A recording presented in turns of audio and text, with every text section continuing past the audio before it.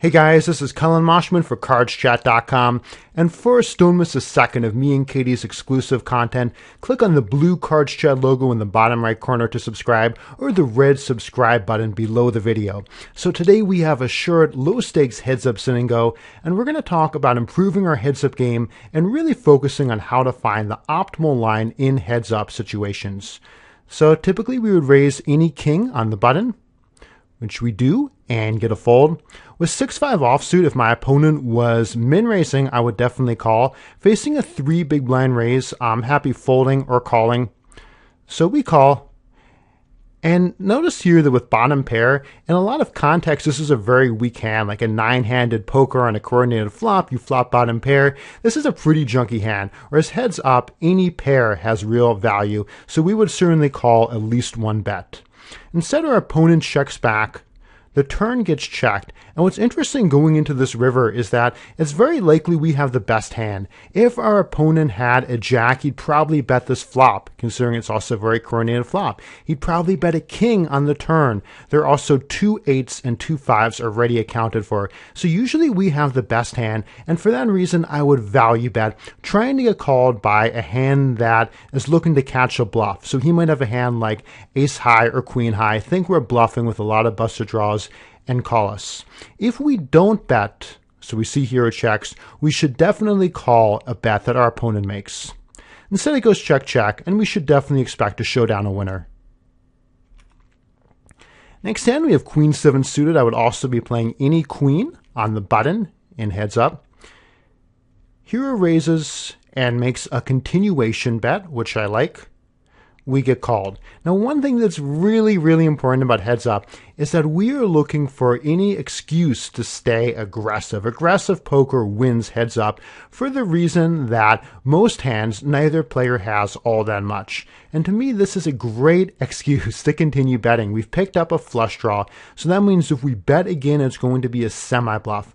Our opponent could fold, or we could pick up a flush, or even a queen, for example, is very likely to give us the best hand. So we probably have at least 12 outs, or about 25% chance to improve.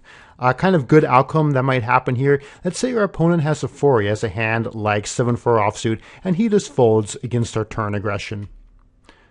See what hero does. Instead, hero likes to check back. Fortunately, we do hit the flush. Our opponent bets, and you don't want to let the fact that the 5 has paired the flop paralyze you. So yes, our opponent might have hit a full house, but typically your hand is going to be the best. This is definitely strong enough to raise for value, to get called by a worse hand, and that's what I would do here. I put out a sizable raise for value. So what hero does, we don't get action, but this was certainly the correct play on the river. With 5-4 offsuit, I said before that 6-5 you could get away with making a slightly loose call. With 5-4 offsuit, we definitely want to fold, facing a 3x, a 3 big blind raise. And here it does make that fold. Now, another thing that's important is for playing the button, I've said that I would usually play any king or any queen, but I would not play any jack. So the low offsuit jacks I would fold, and jack 5 would usually be the worst jack that I would play. Here it does in fact come in with a raise. And if you ever do have a very strong hand heads up, of course your opponent is just going to fold. That's how it seems to work sometimes. So we pick up 30 chips without a fight. 7-6 is good enough to open on the button as well. No action from our opponent. And now we pick up another strong hand in the big blind, and this time our opponent does not fold. So normally when it comes to 3-betting pre-flop, we want to play a balanced range where we 3-bet hands who are willing to get it all in pre-flop. So we do that for value, and we know that if our opponent re-raises again, if he 4-bets us, that we're going to play for stacks pre-flop. And then we also have a light 3-bet range. So this helps us balance, and these are going to be hands that we 3-bet and then fold. It might be things like 8-4 suited.